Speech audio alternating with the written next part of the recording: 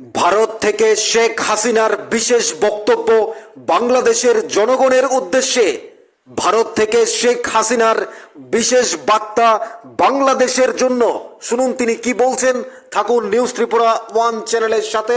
শেখ হাসিনার বিশেষ অডিও বার্তা।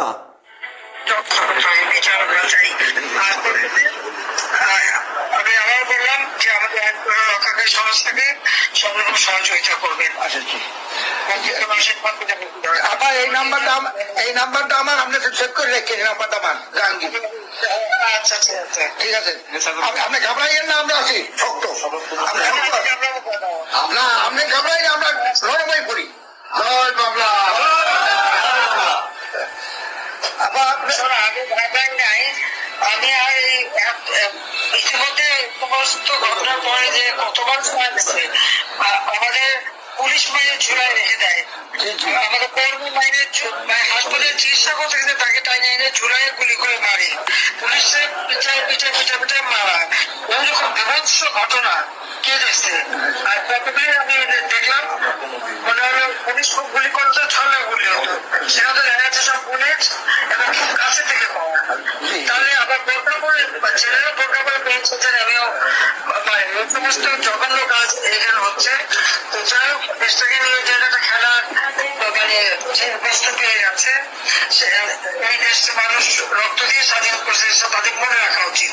আর এত উন্নত করছে যেন নষ্ট নয়, সেটাও তাদের বিবেচনা করা উচিত ছিল যে তারা তো নিজেই ব্যবহার করবে। আমি তো ব্যবহার করবো না বা আমাকে ব্যবহার করবো তৈরি করিনি, তৈরি করে রেখেছি আমি সাধারণ মানুষের জন্য, মানুষের সেবা দেওয়ার জন্য, মানুষের তোমাকে উন্নত করার জন্য, তাই না? কাজে আপনারা যেভাবে আছেন বাবা মায়ের সবাই থাকেন আর আপনারা ব্যবস্থা যথাযথ মর্যাদার সাথে পালন করেন।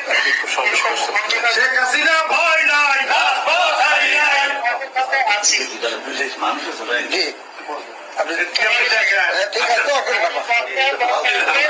সবাইকে সবাই দেখেন এখন আর আগে ঠিক আছে, সবাই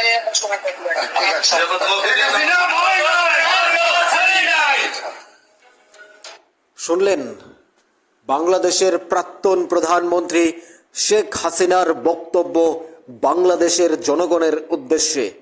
তিনি বলছেন বঙ্গবন্ধুর যে আজ শোক দিবস বাংলাদেশে, 15 আগস্ট বঙ্গবন্ধু শেখ মুজিবুর রহমান সহ পরিবারের কনিষ্ঠ পুত্র শেখ রাসেল 7 বছরের পুত্রকে পর্যন্ত, শেখ হাসিনার ভাইকে পর্যন্ত মেরে ফেলা হয়েছে নৃশংসতার সাথে। সেই শোক দিবস পালন হবে বাংলাদেশে মর্যাদার সাথে, এবং বাংলাদেশের রক্ত দিয়ে স্বাধীন করেছে এই দেশ, সেই দেশের মর্যাদা রক্ষা করতে হবে। এবং বাংলাদেশের এই পরিস্থিতি, বাংলাদেশের রাষ্ট্রীয় সম্পদ নষ্ট করা, যেগুলো বাংলাদেশের সাধারণ মানুষের জন্য তৈরি করেছিলেন বাংলাদেশের প্রাক্তন প্রধানমন্ত্রী শেখ হাসিনা, এগুলো তারা বোঝা উচিত, বুঝে কাজ করা উচিত। প্রধানমন্ত্রী শেখ হাসিনার বাবা বঙ্গবন্ধু শেখ মুজিবুর রহমান, যিনি বাংলাদেশের স্বাধীনতার জন্য নিজে গ্রেপ্তার হয়ে জেলে গিয়েছিলেন, থেকেছিলেন বছরের পর বছর ধরে, তাকে মেরে ফেলা হতো। আর কিছুদিন পর তার ভয়াবহ পরিস্থিতি, বাংলাদেশের জন্য নিজের পরিবারটা বিসর্জন দিতে হয়েছে। সেই বাংলাদেশের বঙ্গবন্ধু মুজিবুর রহমানের মূর্তি ভেঙে ফেলা হয়েছে, তার স্মৃতিতে আগুন ধরিয়ে দেওয়া হয়েছে, এবং শেখ হাসিনার তৈরি করা রাষ্ট্রীয় সম্পদ, গাড়ি বাড়ি, হাসপাতাল, রাস্তাঘাট সব ভেঙে ফেলা হচ্ছে, গুড়িয়ে দেওয়া হচ্ছে। এ নিয়ে শেখ হাসিনা তীব্র প্রতিবাদ জানাচ্ছেন। তার পুলিশকে ব্রিজের সাথে ঝুলিয়ে খুন করা হয়েছে। এত নারকীয় কাণ্ড, ভয়াবহ অত্যাচার, হিন্দুদের বাড়িঘর জ্বালিয়ে দেওয়া হচ্ছে, হিন্দুদের মন্দির ভেঙে ফেলা হচ্ছে। এ কোন বাংলাদেশ? শেখ হাসিনা তাই আফসোসের সুরেই বলছেন আপনারা সাবধানে থাকবেন, সতর্কতার সাথে থাকবেন। শেখ হাসিনা বর্তমানে ভারতে রয়েছেন, তিনি যাবেন বাংলাদেশে। বাংলাদেশে গিয়ে আবারও তিনি তার অর্থাৎ এই যে নরকীয় কাণ্ড যারা তৈরি করেছে, তারা নিশ্চয়ই শাস্তি পাবে, তাদের নিশ্চয়ই একদিন শাস্তি হবে। যারা হিন্দুদের ওপর অত্যাচার, নারকীয় অত্যাচার চালিয়েছে, যারা হত্যা করেছে নির্বিচারে, যারা মন্দির ভেঙেছে, যারা বাংলাদেশের রাষ্ট্রীয় সম্পত্তি পুড়িয়ে দিয়েছে, গুড়িয়ে দিয়েছে ভেঙে, যে বাংলাদেশকে স্বাধীন করেছে, সেই বঙ্গবন্ধুর, সেই জাতির জনকের মূর্তি, অবয়ব গুড়িয়ে দেওয়া হয়েছে। সে কোন দেশ? এ কি বাংলাদেশ? এ কি ভারত? বাংলাদেশের আজ ভারতের মহান স্বাধীনতা দিবস 1947 সালে যে বাংলাদেশের মানুষ চেয়েছিল আমরা পূর্ব পাকিস্তান চাই, সেই বলে বাংলাদেশকে ভাগ করা হয়েছে। নিজেরা নিজেদের দায়িত্ব পালন করেছিল। তখন হিন্দুদের দেশ থেকে পাকিস্তানিরা ভারতে পাঠিয়েছিল, পিটিয়ে পিটিয়ে খুন করা হয়েছিল, নির্বিচারে অত্যাচার চালিয়েছিল মা বোনদের উপর। আবার কিছুদিন পরেই যে বাংলাদেশ পাকিস্তান আনবো, পাকিস্তান চাই আমরা বলে ভারত থেকে আলাদা হয়েছিল, সেই বাংলাদেশে সেই পাকিস্তানিরাই, পশ্চিম পাকিস্তানিরাই তখনকার পূর্ব পাকিস্তানের উপর নির্বিচারে হামলা চালিয়েছে এবং তাদেরকে, যে পাকিস্তানের সূত্র ধরে, যে পাকিস্তানের গুণগান গেয়ে যে পাকিস্তান তৈরি করার চেষ্টা করেছিল বর্তমান বাংলাদেশ, সেই হিন্দুদের অত্যাচার করেছিল। তারপর কিছুদিন পর আবারও সেই ভারতে পালিয়ে আসতে হয় পূর্ব পাকিস্তান, অর্থাৎ বাংলাদেশের মানুষ অত্যাচার সইতে না পারে পশ্চিম পাকিস্তানের।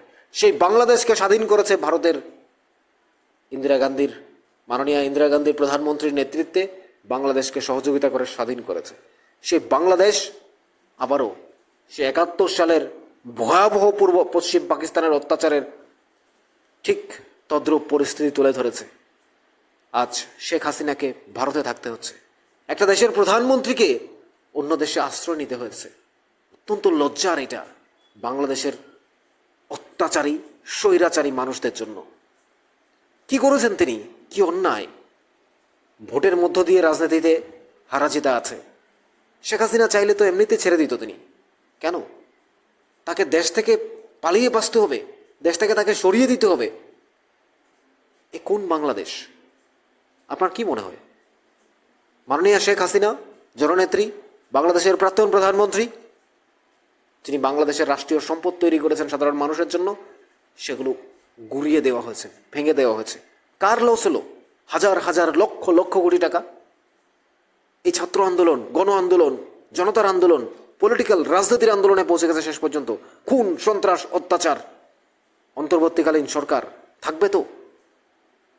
হিন্দুদের উপর অত্যাচার, নির্যাতন আমরা পরবর্তী ভিডিওতে দেখাবো কিভাবে হিন্দুদের উপর, হিন্দুরা বলছে ভারত থেকে সমস্ত মুসলিমকে বাংলাদেশে পাঠিয়ে দাও, বাংলাদেশের হিন্দুরা আমরা হাসতে হাসতে চলে আসবো ভারতে সম্মানের সাথে।